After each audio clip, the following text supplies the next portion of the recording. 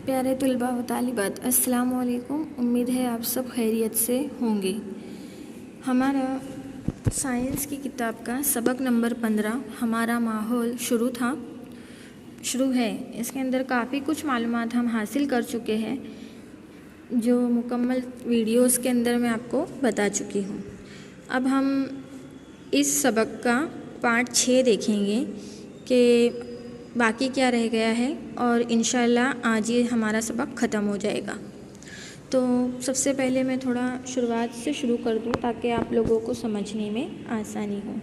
हमने हमारे चारों तरफ के जो आसपास का जो हमारा माहौल है, जिसके अंदर रोशनी, दर्जे हरारत, दबाव, पानी, रुतूबत, हवा, बारिश, ये तमाम चीज़ें जो है ये एक हमारे माहौल का हिस्सा है, जिसे हम तबई माहौल कहते हैं। क्या कहते हैं? तबई माहौल।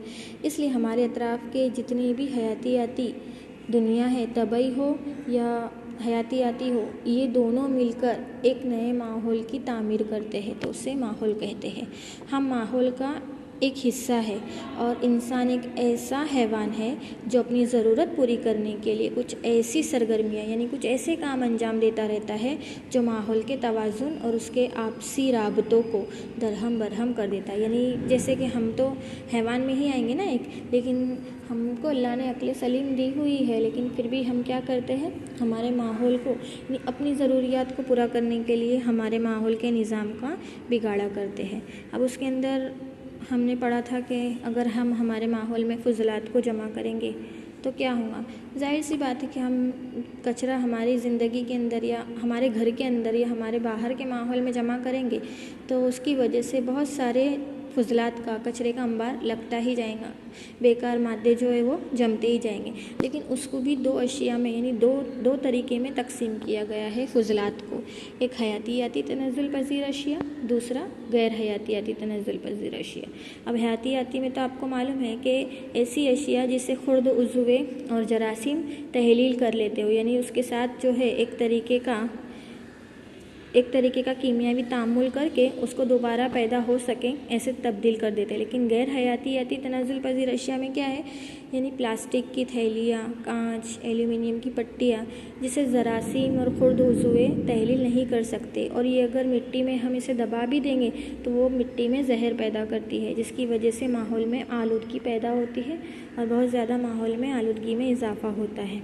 उसके बाद आता है माहौलियाती निज़ाम। तो माहौलियाती निज़ाम इकोसिस्टम, यानी किसी जगह पर जहाँ हम ज़िंदा है, यानी तमाम ज़िंदा अवामिल का जो आपसी ताल्लुक़ है। तमाम ज़िंदा अवामिल क्या है, जैसे हम इंसान, हैवानात, नबातात, परिंद, चरिंद, खुर्द, उज़्वे, बैक्टीरियाज़, ये तमाम चीज़ें जो है एक तरीके का ज़िंदा अवामिल में आते हैं, और ये तमाम जब एक दूसरे के साथ तामुल करते हैं, आपस में मेलजोल, एक के ऊपर एक, इसके ऊपर इंसानी ज़िंदगी का तवाज़ुन है, तो ये सब चीज़ों से मिलकर हमारे माहौल की एक निज़ाम बनता है, और वो हमारा माहौलियाती निज़ाम कहलाता है। जैसे मिसाल के तौर पर जंगल, घास, खेत, रेगिस्तान, तालाब, समंदर, झील, अलहदा, यह माहौलियाती निज़ाम का एक हिस्सा है।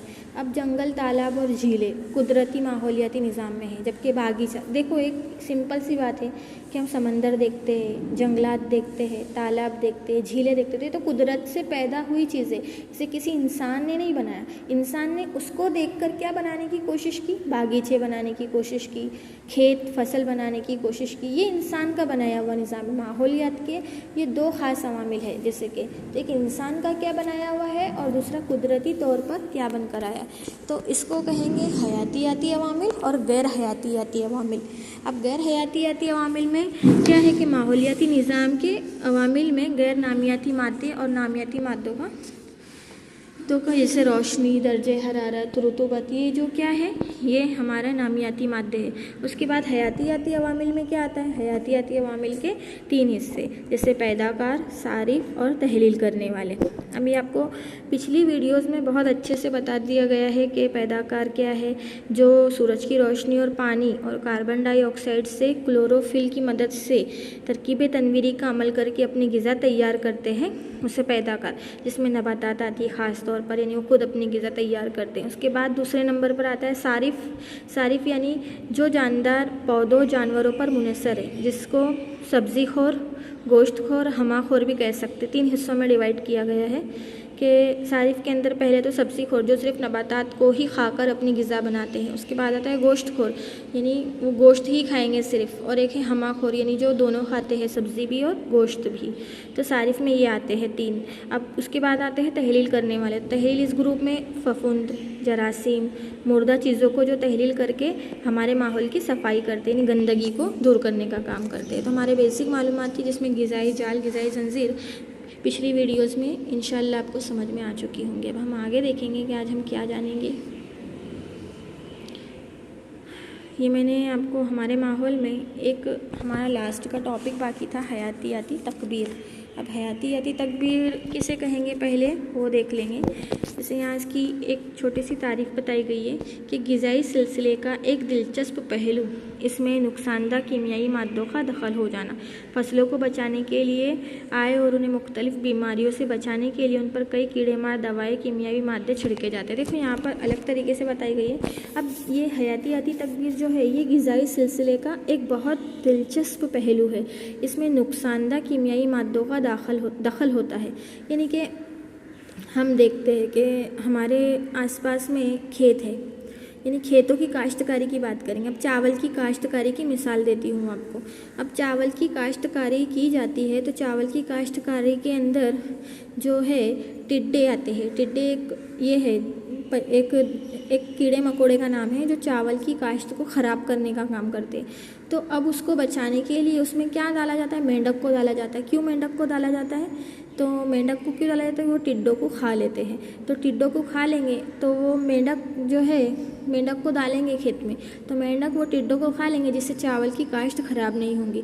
और मेंढक को खाने के लिए उसमें साफ़ डाले जाते हैं ताकि मुकम्मल तौर पर एक निज़ाम चलता रहे। अगर हम सिर्फ मेंढक को ही डाल देंगे तो मेंढक की आबादी चावल की काश्त में बढ़ जाएंगी, तो एक के ऊपर एक निज़ाम चलता रहता है। तो जिसकी फसलों की हिफाजत के लिए और उन्हें मुख्तलिफ़ बीमारी से बचाने के लिए उन पर कई तरीके की कीड़े मार दवाई और कीमियावी मादों का छिड़काव किया जाता है। तो ये एक हयातियाती तकबीर का मतलब ही होता है कि हम हमारे माहौल को बचाने के लिए, यानी जो हमारी फसलें वगैरह उनको बचाने के लिए इंसान क्या करेगा, तो करने में क्या आया कि वो ऐसी चीज़ों को ईजाद करता है जिससे उसके माहौल के अंदर ख़राबी पैदा ना हो। तो ऐसे मादे, कीमियावी मादे छिड़के जाते हैं जिसकी वजह से फसल ख़राब ना हो। अब उन्हें ऐसी दवाई या कीमियावी मादे या मिट्टी में शामिल हो जाती है या पानी में मिल जाती है तो फिर उन्हें पौधे जज्ब कर लेते हैं। अब मालूम है कि अगर कोई बीज जो है वो मिट्टी में से उग कर बाहर निकलता है तो हम दवाई या मिट्टी में मिलाएंगे तो जो भी पौधा मिट्टी से ही निकल रहा है, उसमें पानी भी डाला जा रहा है, तो वो क्या करेगा, उसको अपने अंदर जज्ब कर लेगा। और आबी पौधे जानवर जज्ब कर लेते हैं और ये नुकसानदा कीमियावी मादे ग़िज़ाई सिलसिले का एक हिस्सा बन जाते हैं और एक दूसरे तीसरे दर्जात में मुंतकिल होते रहते हैं। ये नुकसानदा कीमियावी मादे ग़िज़ाई सिलसिले के आखिरी दर्जे पर मौजूद सारिफ जानवरों में ज़्यादा मुर्तकिज़ होते हैं। देखो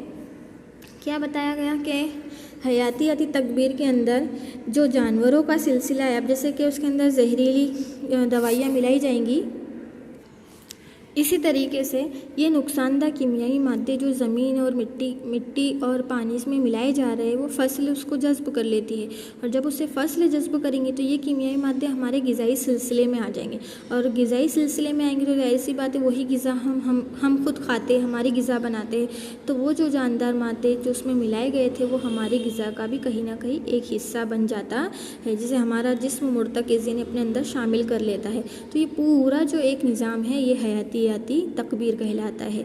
इसलिए आज जो हमारे जिस्म में भी ये मादे मुर्तकिज़ होते चले जा रहे हैं, हमारे अंदर भी कहीं ना कहीं ये मादों की शमूलियत होती जा रही है कि हम भी इन मादों के इस्तेमाल में आ गए हैं। तो ये था जिसे गुजराती में जैविक विशालन कहते हैं। देखो अब है हमारी सरगर्मियाँ, माहौल कैसे मुतासिर होता है, मुतासिर कैसे करती है हमारी सरगर्मियों से। अब हमारी सरगर्मियाँ हम क्या काम कर रहे हैं हमारी रोज़मर्रा ज़िंदगी में, कुछ तो ऐसी सरगर्मियाँ, कुछ तो ऐसे काम करते हैं ना जिससे माहौल जो है बुरी तरह से मुतासिर होता है। हमारी सरगर्मियों से माहौल मुतासिर होता रहता है। जैसे कि इनके नतीजे में क्या होता है कि माहौल में हवाई, आबी और मिट्टी आलूदगी होती रहती ना हमारे कामकाज से। हम जो कुछ भी फुजलात जमा करते हैं या कुछ भी हो, अगर हम उसको ठिकाने लगाते हैं तो बहुत सारे मसाइल तो सामने आते ही ना। अब फुजलात के अंदर एक तरीके का फुजलात है, बहुत तरीके के फुजलात हमारे घर में निकलते। वो तमाम फुजलात जो है वो कहाँ पानी में मिलेंगे या तो ज़मीन के किसी हिस्से में दबेंगे। तो जहाँ पर भी जमते हैं या उसको दबाया जाता है वो उतने हिस्से में आलूदगी पैदा करते हैं। और वो आलूदगी ऐसी तो नहीं है एक हिस्से में मुंतकिल होकर रह जाएंगी, बल्कि वो तो फैलती है। तो इस तरीके से हमारा निज़ाम जो है वो दरहम बरहम होते रहता है। तो हमारी ही की गई कारकर्दगी से हम हमारे माहौलियाती निज़ाम को जो है वो मुतासिर करते हैं। अब दूसरा टॉपिक है ओज़ोन की परत यानी ओज़ोन स्तर। अब आपको सबसे पहले बता दें कि ओज़ोन क्या है। ओज़ोन एक ऐसी जहरीली गैस है जो कुर्रे बाद की ज़्यादा ऊंचाई की सतह पर ओज़ोन गैस की परत पाई जाती है। जहरीली गैस का मतलब ये नहीं कि बहुत जहरीली, बल्कि ये आसमान के ऊपर जो आसमान के और ज़मीन के बीच में जो खला आई हुई है, वो खला जिसे हम देखते हैं, हम दूसरी चीज़ों को बहुत साफ़ तरीके से देख लेते हैं। हमारे बीच में अगर हमारी आंखों पे कोई पर्दा रख देंगे तो क्या हम हमारे सामने वाले को देख सकते? नहीं। तो ऐसे ज़मीन और आसमान के बीच में जो खला आई हुई है, तो आसमान के ऊपर एक ओज़ोन की परत आई हुई है जो माहौल को बुरी यानी जहरीली गैसों से बचाती है। तो जो कुर्रेबाद में बहुत ज़्यादा ऊंचाई पर मौजूद है। तो इसका सालमा जो है O3 है, जिसमें ऑक्सीजन के 3 एटम होते हैं और ज़मीन की चारों तरफ ओज़ोन की सतह एक कंबल की मानती है। अब जैसे हम ओढ़ते हैं ना, जैसे हम सर्दी के अंदर हमें सर्दी लगती है तो हम कैसे पूरी तरीके से अपने आप को ढक कर सो जाते हैं कंबल से, तो उसी तरीके से पूरी ज़मीन को ओज़ोन परत ने कंबल की तरह ढका हुआ है, यानी हिफाजत की हुई है बालाए बनफशी शुआओं से। बालाए बनफशी शुआएं जो एक तरीके की सूरज से आने वाली जहरीली शुआएं है जो ओज़ोन की परत अपने अंदर जज्ब कर लेती है और जज्ब करने के बाद उसको ज़मीन पर आने तक के उसके अंदर का मुकम्मल जहर जो है वो जज्ब करने के बाद वो नीचे उसको साफ़ करके भेजती है। अगर ये शुआएं डायरेक्ट जो बालाए बनफशी जिसे अल्ट्रा वायलेट किरणें भी कहते हैं, वो डायरेक्ट ज़मीन पर आने लगे तो इससे क्या होगा, जिल्द का यानी हमारे जिस्म में जो चमड़ी का कैंसर होता है वो होना शुरू हो जाएगा। कुर्रेबाद की फ़िज़ा में ओज़ोन ऑक्सीजन के साल में O2 से बालाए बनफशी अशा की रेज़गी मौजूदगी बनती है। देखो अब क्या बताए, कुर्रेबाद यानी हमारा जो आसमान और ज़मीन के बीच में आया हुआ कुर्रेबाद है जिससे सूरज की रोशनी हम तक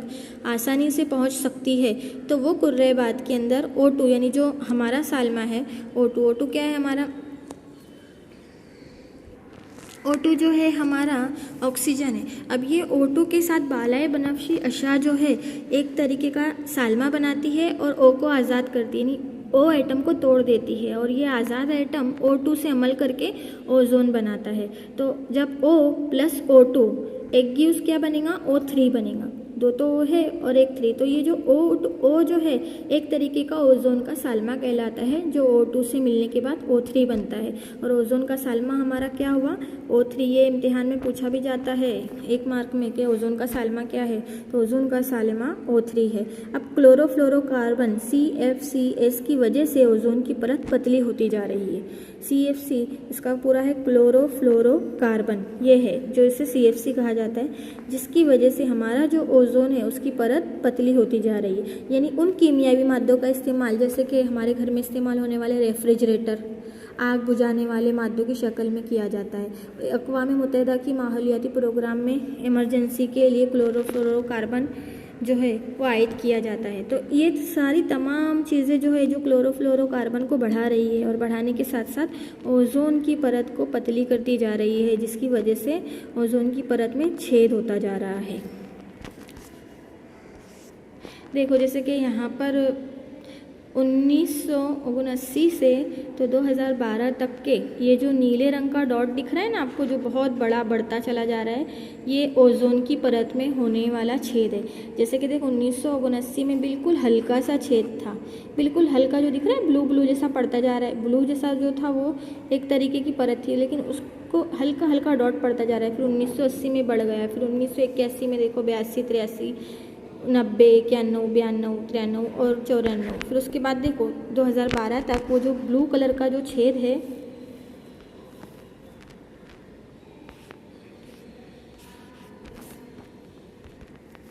वो मुकम्मल तौर पर बढ़ गया। तो ये ओज़ोन की परत में होने वाला जो CFC क्लोरोफ्लोरोकार्बन है उसकी वजह से ओज़ोन की परत में छेद पड़ता जा रहा है। जो ग्रीन कलर का पूरा एक तरीके का ओज़ोन की परत है दुनिया के ऊपर, जो धीरे धीरे उसके अंदर सुराख पड़ते जा रहे हैं, जिसकी वजह से वो बढ़ता जा रहा है और बढ़ने की वजह से ओज़ोन की परत को नुकसान पहुँच रहा है।